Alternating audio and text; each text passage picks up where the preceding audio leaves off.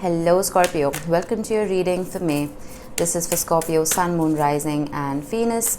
Please make sure you check all your placements to get a clear picture of what's going on for you at this time. As always, this is a general reading. It may or may not resonate for all of you. Please take the bits that do resonate and leave the rest behind for somebody else. Alright, Scorpio, any interaction with this video, whether it's a like or a comment or a subscribe, will not only help my channel grow, it's going to add your energy to the collective pool and just make it easier for me to read for everyone just a little bit better. Alright, I am primarily a love reader. That's what I'm going to focus on. If anything else pops up, I will address it, of course. We'll start off with some oracle cards, move on to a freestyle tarot spread, and towards the end, I will pull a card from the universe, so make sure you stick around for that. Alright, we have release control, very similar energy to Libra. If you're on the cusp, I would go watch that reading. First quarter moon in Taurus. You could have Taurus heavily in your chart. You could be dealing with someone who doesn't have to be. But we are in Taurus season. Alright, and with release control, this is almost this sense of surrender.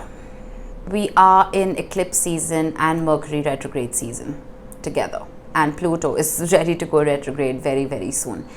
And the sky is so busy in May, it is ridiculous.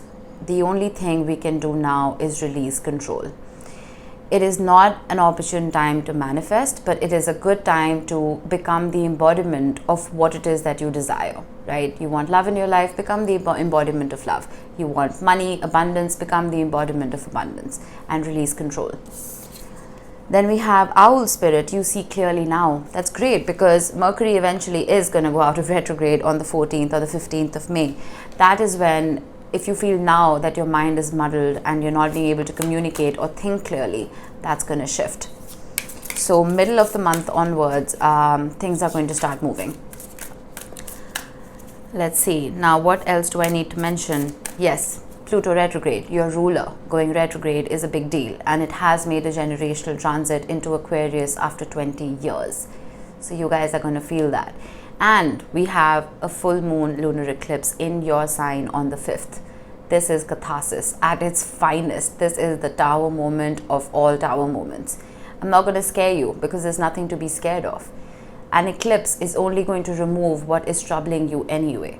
It's only going to remove things that don't belong in your life anyway. This is that clarity. This is seeing things for what they are. This is removing the rose-colored glasses and having absolute clarity of thought. Not letting emotions cloud your judgment at this time, Scorpio, is key. Ten of Swords, yeah. This is catharsis. What did I just say? This is karmic lessons. The Ten of Swords is one of the most painful cards in the deck. But I feel like with the King of Cups at the bottom, you are being very emotionally stable through this process. If any of you are going through a separation or a betrayal of some kind, you're not throwing a temper tantrum or a fit about it. You're being very balanced, you're being very emotionally grounded, and your emotional quotient, your EQ, is at its highest. Because you're releasing control, right? Then we have the Queen of Wands, beautiful. This is having a laser focus on you. Now, I don't know if this is someone else with a laser focus on you, no gender in tarot, or it is you having a laser focus on you. The Queen of Wands is a very attractive archetype in the tarot. It is someone who works on themselves. It's possible that you've been working out or you are working on your spiritual and mental and emotional health, not just physical. But you are looking very, very attractive, I have to say. Then we have the Five of Swords. Now, the Five of Swords is one of the pitfalls of Mercury retrograde. It can trigger us to become a little short-sighted because Mercury retrograde comes with its own fair share of minor inconveniences, right? So we find ourselves thinking of the day-to-day. Okay, what's going to happen tomorrow? All right, that's the problem I need to fix tomorrow. A conversation is going to fix that. No, a conversation is not going to fix anything right now. If anything else, a conversation is just going to make things worse.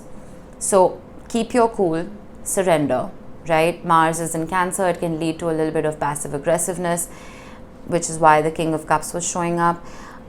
Try and think for the long term. Try and think of your 5-year or your 10-year plan and see if whatever energy you're dealing with or thought process you are operating from will stay in your life for that long. If not, it's out the door. Okay, don't let that shortcut to success and that instant gratification mindset muddle your thinking. You need to see clearly. We have the Six of Swords. Beautiful. So you're taking my advice already. From the 5 to the 6, this is moving on to calmer waters. This is not sitting in that place of discomfort, right? This is eventually, after Mercury's direct, speaking your truth and not holding on to grudges. The 10 of Cups, and what that leads to is you releasing control. And what that leads to, in turn, is a happily ever after. That was a massive jump. We have the King of Cups again. I feel like through this entire process, whatever you are going through, Scorpio, you are behaving so maturely that the universe has no choice but to send you these rewards. The 10 of Cups is a happy home, happy family. We have the Queen of Pentacles at the bottom. This is sunshine and rainbows and all things beautiful and all things loving. This, I feel, could be a minor hiccup. It may have seemed like your world is ending. But with the 5 of Swords, this was minor. And we have the Moon, which has been showing up a lot. You could be dealing with a Pisces or a Cancer. It doesn't have to be. But I feel like this hiccup that I've been talking about triggered some kind of growth. It triggered some kind of healing. We have the Hermit at the bottom of the deck, Virgo energy. Now, Virgo, the Hermit card, let's talk about that. The Hermit card represents, in the original Rider-Waite, a very aged figure standing on this icy mountain peak with his feet frozen to the ground, right? But he's carrying a lantern, which has a star inside it. It has light. And that light is wisdom that he has gained through his trials and, all his difficulties and challenges. He just needs to set that lantern down to his feet so the ice can melt and he can start moving forward. I'm getting with the Moon and the Hermit, it's putting it's the pain that you experience and the lessons you learn through that pain, it's putting that into action. It's putting that pain into action so you can finally move forward from whatever this was, right? I've been talking about the Fool archetype as well, how the Fool carries no baggage. And after this eclipse, we will be in that Fool kind of energy, carrying the lessons with us, but leaving the pain behind. Okay? Whatever has resurfaced for you right here, Scorpio, it's for your benefit. It's happened for a reason. We have the 3 of Wands with the 10 of Swords. And I think what happened with the 10 of Swords, with this cathartic experience, with this release, with this karmic lesson, is that it helped you make plans for the future. That happens, right? When we go through these shadow periods in our lives, it puts things into perspective. The 5-year and the 10-year plan that I was talking about. Not living in the day-to-day. Looking to the distant future, discerning the horizon, understanding what your manifestation is, what you want to receive from the universe, and being very, very clear about it. The Tower, I knew it. I was talking about it. This is you. This is Scorpio, Pluto energy. I'm suddenly getting, you know what you deserve. And you're not going to settle for anything less than that. Ace of Wands.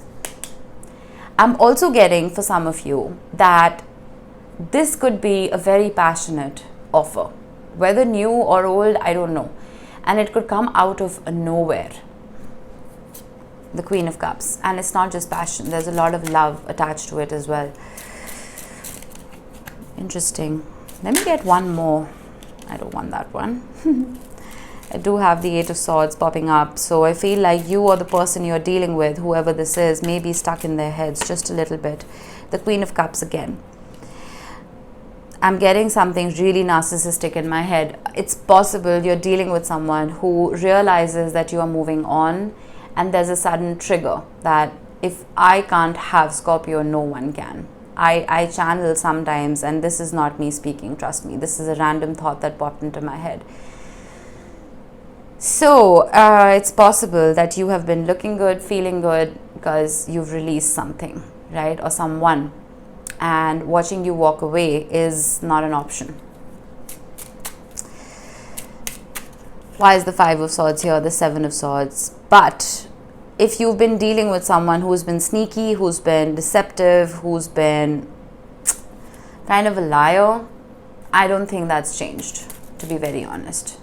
The Seven of Swords on the Five of Swords is still that short-sightedness. This is not someone who's looking to the future like you are, at least not yet. The Three of Swords with the Six of Swords, which is why you've picked up and you've left. This is that release. Again, the Six of Swords to the Three of Swords. You realize that this person has not changed, and they won't for a while. But you're not carrying that pain anymore. You're moving on. Eight of Swords to the Ten of Cups. You know what, Scorpio? I feel like there could be something beautiful coming your way because you're graduating with the World card. You may have been a part of this toxic cycle for a while, and May, like I said, is one of the most transformational months of the year, especially for a Scorpio because of the eclipse season. Because you are graduating from this, the rewards and the blessings that are coming towards you will trigger the people that you were dealing with in the past, right? Because they haven't elevated, they haven't ascended. You are growing, you are healing, you're nurturing yourself, you know, your emotional quotient is at an all-time high. It's going to trigger the people that you're leaving behind, but that is no reason for you to look back. Okay? The Moon with the Page of Cups, beautiful.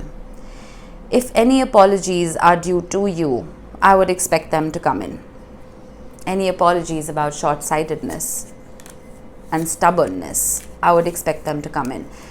With the Hermit and the Eight of Pentacles, again, it is possible that your departure from these situations will trigger the healing that the people you were dealing with so desperately need.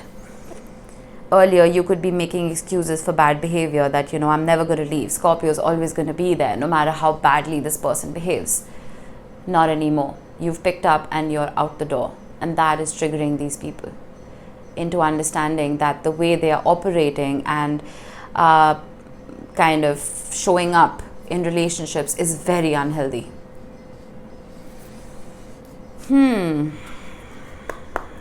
You've released control. You are seeing clearly.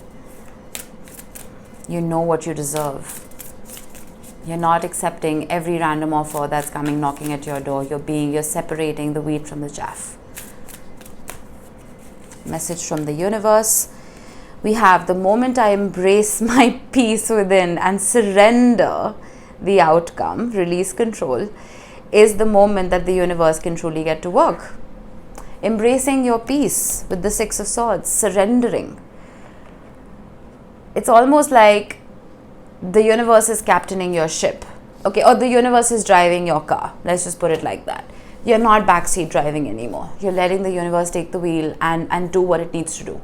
That release, that surrender is what is going to get you this Ten of Cups. And it's already getting you there. You're on the right track. I don't need to tell you that. You're one of the most intuitive signs in the zodiac.